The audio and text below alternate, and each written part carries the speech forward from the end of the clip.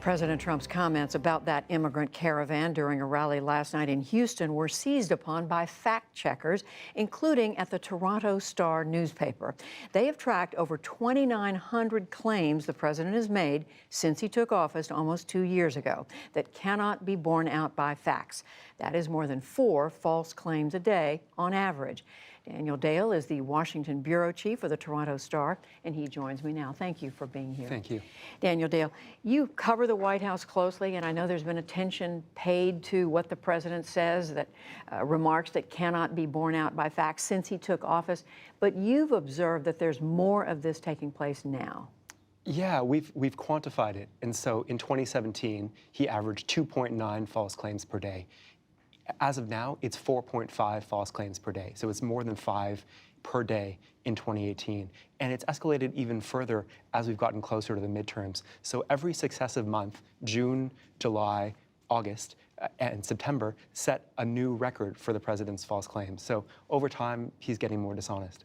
Amna started out her interview just now asking about the president's contention that there are people of Middle Eastern descent in that migrant caravan. We heard the reporter Alan Gomez say there's no evidence of that. But there are other comments the president's made about immigration. For example, he's talked about Democrats paying to get that migrant caravan started, Democrats in the United States.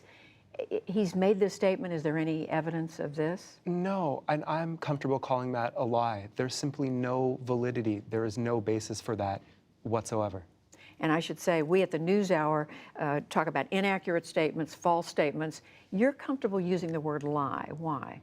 Because I think that's the only accurate word for some of the claims he makes. I also sometimes describe his claims as false claims. Sometimes we don't know if he's confused, if he's made an innocent error.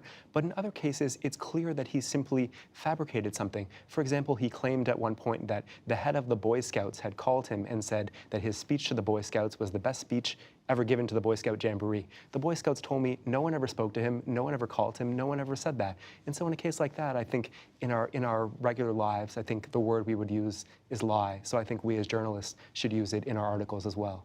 Another couple of comments the president's made about immigration. He's spoken I think just last night again about, he said illegal immigrants in California are voting in this upcoming midterm election in California. Is there evidence that this is going on in early voting in California? No, there is no evidence for this. And this is a claim that the president has made about elections in general. And it's something he said since his own election, that despite what everyone says, what every expert says, illegal immigrants are voting en masse. He simply knows this. And again, this, in my view, is a lie. There's no evidence for it whatsoever. Another comment the president made at a rally. This was at a rally in Nevada on Saturday. He spoke about what he termed anti-immigrant or anti-immigration riots happening in California. I want to play for the audience what he said on Saturday. I don't think we like sanctuary cities up here. By the way, a lot of people in California don't want them either. They're rioting now. They want to get out of their sanctuary cities.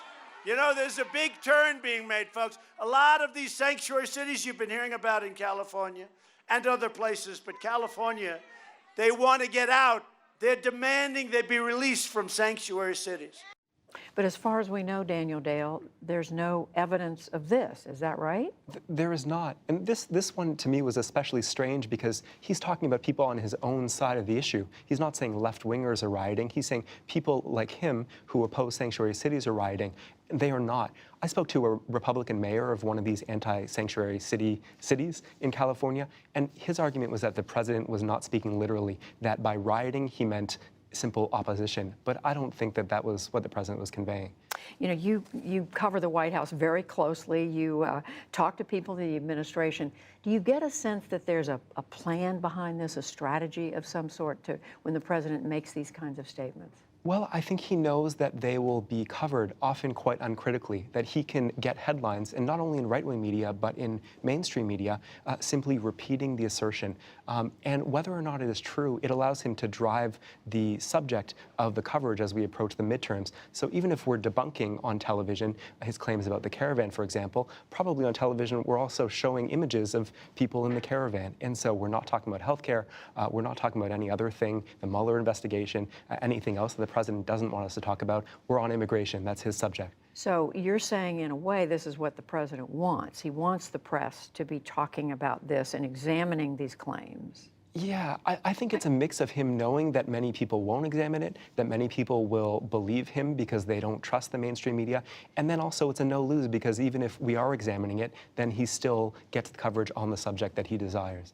I should say that the Toronto Star does keep this, keeps track, has been for many months, keeping track of the president's statements. There are other news organizations doing that. Did you have any idea when you were assigned to cover the Trump White House that you'd be doing something like this? No, so I started this in September 2016, 2 months before the election, because he was just being so incessantly dishonest then as well that I thought that there needed to be a way to focus attention on this, separate from the day-to-day news coverage that I was doing.